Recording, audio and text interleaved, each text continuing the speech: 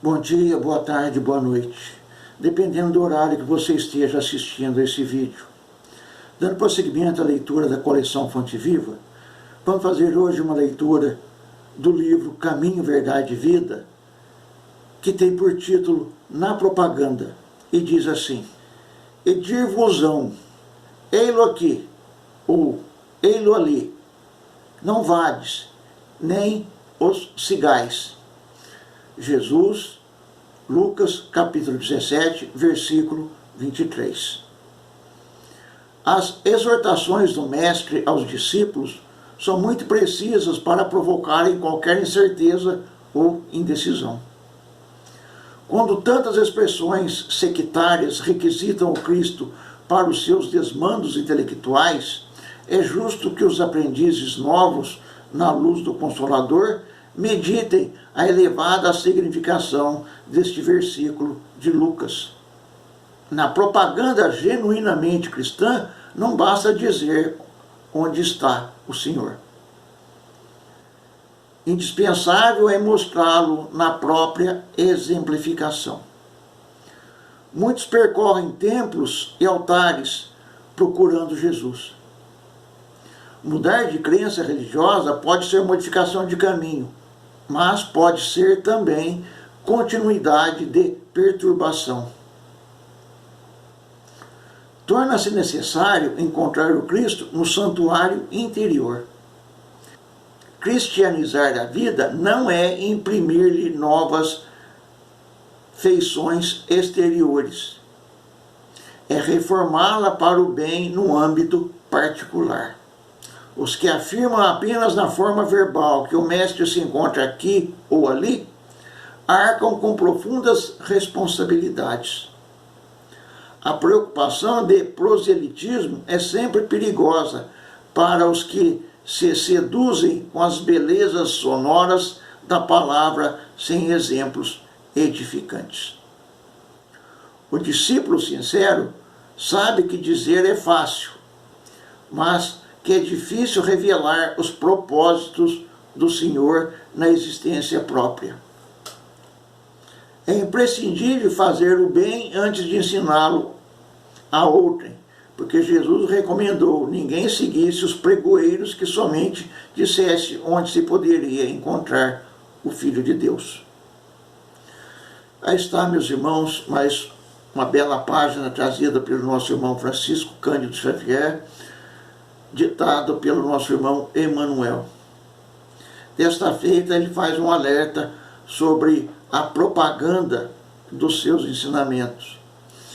Ele as especifica ainda como os pregoeiros, ou seja, aqueles que criam uma religião para, com a palavra de Jesus, ter lucro, ter a sua profissão. E aí já não é mais uma questão de transformação, já não é mais uma questão de crescimento espiritual, já é visando lucro. E quando a gente faz as coisas visando lucro, obviamente que não tem o arcabouço do crescimento espiritual embutido, porque uma coisa é uma coisa, outra coisa é outra coisa. E como Jesus já disse lá atrás, a César o que é de César e a Deus o que é de Deus. Então, se nós, ao falarmos de Jesus, estamos preocupados com o lado exterior nosso, nós estamos no caminho errado. Se quando nós estamos apenas proclamando aquilo que Jesus ensinou, ou seja, nós também estamos no caminho errado. Devemos sim buscar a nossa transformação, buscar aplicar a nós mesmos tudo aquilo que nós aprendemos. Muitas vezes as pessoas que não conhecem o nosso íntimo dizem: mas fulano não mudou isso, fulano não mudou aquilo. Mas as coisas vão acontecendo e as pessoas não estão dentro do outro para saber o que de fato aconteceu, o que de fato mudou. Todos nós estamos em transformação. Todos nós estamos nos modificando dioturnamente.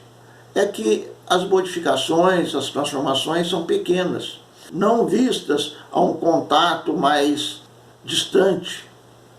Agora, nós sabemos aquilo que estamos fazendo.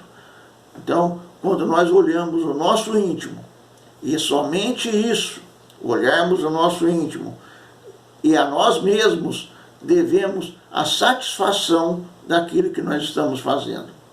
É verdade que aquilo que os outros dizem de nós nos auxiliam, porque quando alguém nos acusa de alguma coisa, se é verdade, eles nos mostram o nosso defeito. Se é mentira, eles nos ajudam a exercitar a nossa tolerância, a nossa paciência, e aí nós partimos para o nosso caminho verdadeiro, porque a observação daquilo que acontece ao nosso redor, daquilo que nós estamos fazendo e daquilo que os outros estão sentindo que nós estamos fazendo, ou percebendo, ou sentindo as nossas ações, porque o nosso próximo é sempre o alvo das nossas ações, sejam elas boas ou ruins. Então, é uma medida para que a gente possa compreender até que ponto nós estamos nos modificando, ou nos transformando, ou nos mantendo naquela mesma situação.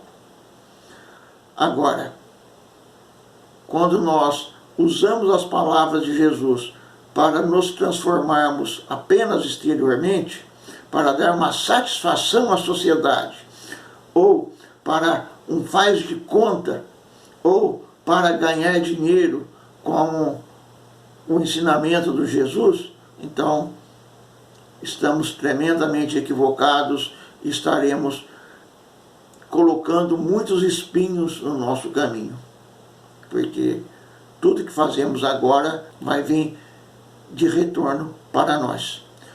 Consequentemente, se nós fazemos coisas ruins, nós teremos que passar por cima dos espinhos. Se fazemos coisas boas, nós estaremos passando por cima das pétalas das flores. Ou seja, cada um joga aquilo que quer no seu caminho.